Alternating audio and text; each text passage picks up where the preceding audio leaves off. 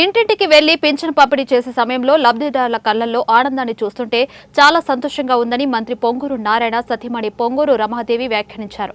వృద్ధులకు, ఒంటరి మహిళలకు, వికలాంగులకు అండగా నిలిచిన చంద్రబాబుకు మనస్ఫూర్తిగా ధన్యవాదాలు తెలుపుతున్నట్టు ఆమె వెల్లడించారు. పింఛన్ల పంపిణీ కార్యక్రమంలో భాగంగా 42వ డివిజన్లో పర్యటించిన ఆమె స్థానిక నేతలతో కలిసి ఇంటింటికి వెళ్లి వృద్ధులకు, వితంతువులకు పింఛన్లు పంపిణీ చేశారు. వర్షంలోనూ ఆమె పింఛన్లు పంపిణీ చేయడం, లబ్ధిదారులతో మాట్లాడడం అందరినీ ఆకర్షించింది.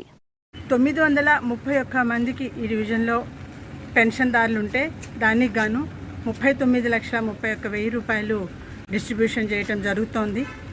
చాలా వరకు మొదలైంది. వీటిల్లో పాల్గొనటము, వాళ్ళందరికీ ఇవ్వటము, వాళ్ళ కళ్ళల్లో ఆనందం చూడటము చాలా హ్యాపీగా ఉంది.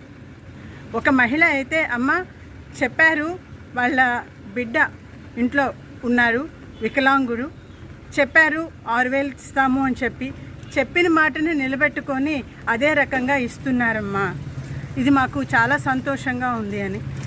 ఇంకొక చోట ఒక పెద్ద ఆయన చాలా ఆనందంగా ఉందమ్మా, ఇది మాకు చాలా ఉపయోగకరంగా ఉంది అని చెప్పి ప్రతి ఒక్కళ్ళు వాళ్ళ యొక్క మాటల్లో, వాళ్ళ యొక్క చూపుల్లో వారి యొక్క ఆనందాన్ని ఒక్కొక్క రకంగా వ్యక్తపరిచి చాలా హ్యాపీగా ఫీల్ అవుతున్నారు. వీళ్ళందరినీ మళ్ళీ ఇలా కలవటం, ఈ విధంగా పెన్షన్లు ఇవ్వటం ద్వారా మళ్ళీ కలవటం చాలా ఆనందంగా ఉంది. Thank you.